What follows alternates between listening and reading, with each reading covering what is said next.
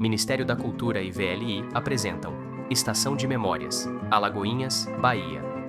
Jefferson Correia, professor e artista de Alagoinhas, branco e grisalho.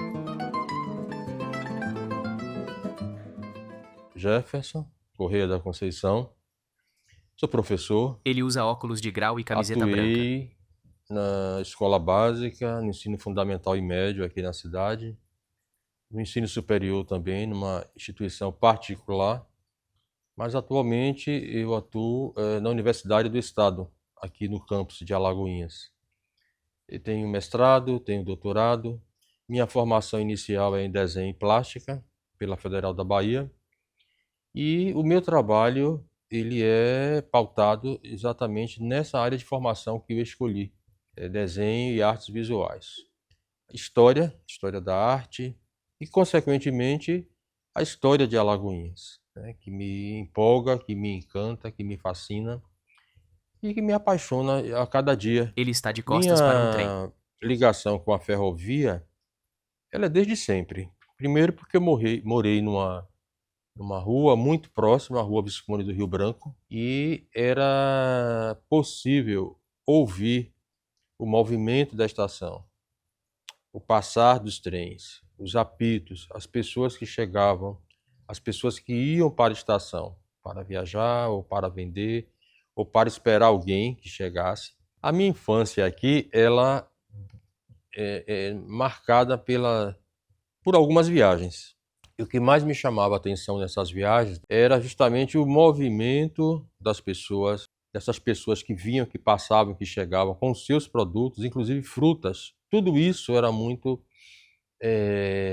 presente nas estações, inclusive pelos aromas, né?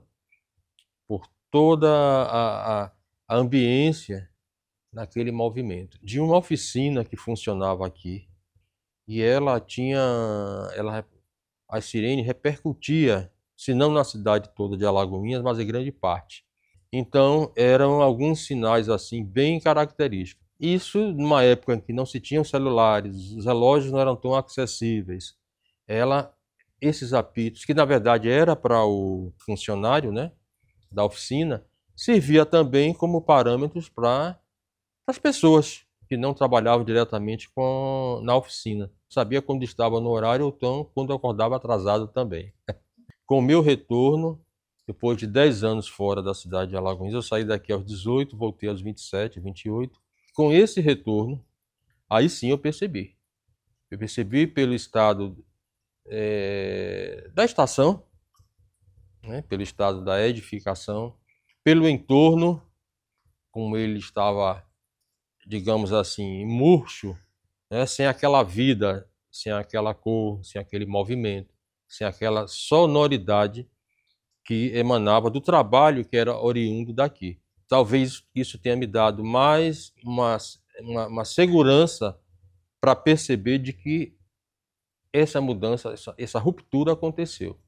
Felizmente, a Figam, quando ela ocupa essa parte direita da edificação, é quem está mantendo, porque do contrário já teria caído.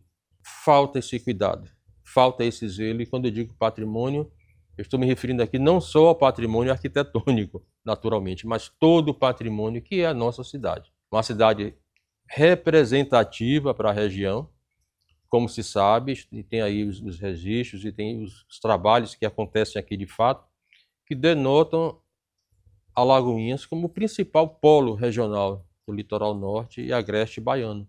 Mas é um polo que precisa constantemente de cuidado, de zelo com relação ao patrimônio, com relação às pessoas, com relação à mobilidade, com relação a tudo que diz respeito à nossa querida e amada Alagoinhas. Eu gosto sempre de me referir a ela assim, a nossa querida e amada Alagoinhas. O centro da cidade de Alagoinhas, notadamente, ele foi planejado, com ruas e praças e avenidas no formato de um tabuleiro de xadrez, mas isso se perdeu. Foto de uma com o praça, crescimento. 1950 A chegada da a 1970. É inegável a importância social dela aqui para nossa cidade. Impulsionou, fez crescer Alagoinhas. Nós tivemos aqui o maior entroncamento ferroviário do Norte e Nordeste. Uma cidade com 3 estações. Isso não é pouca coisa. E isso fez com que chegassem hotéis, pensões, colégios, centros de saúde, o comércio ganha, as manufaturas ganham. Então, assim, não há como negar que a chegada da ferrovia, e com esse potencial econômico natural que se tinha aqui, que se tem de uma outra forma hoje, impulsionou o crescimento. Nada disso seria possível se não fosse a ferrovia.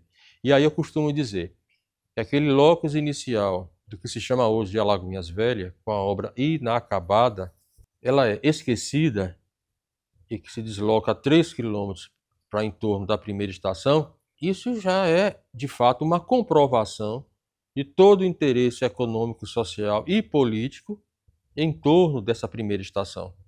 Eu acredito que essa vivacidade cultural é decorrente, sem dúvida alguma, das pessoas que aqui estão e que, de alguma forma direta ou indiretamente, se beneficiaram da ferrovia. Com relação à questão cultural, nós temos, de fato, representações na música, no teatro, na dança, nas artes plásticas, na literatura, na oralidade, em todos os 5 campos das artes e seus desdobramentos. Essa pluralidade, no meu entendimento, é que traduz de fato a riqueza dessa localidade. Sobre Fundo Preto, os créditos. Roteiro de audiodescrição: Yara Forastieri. Consultoria especializada: Nathalie Beccaro. Narração e edição: Henrique Natário. Realização: AIC, Agência de Iniciativas Cidadãs.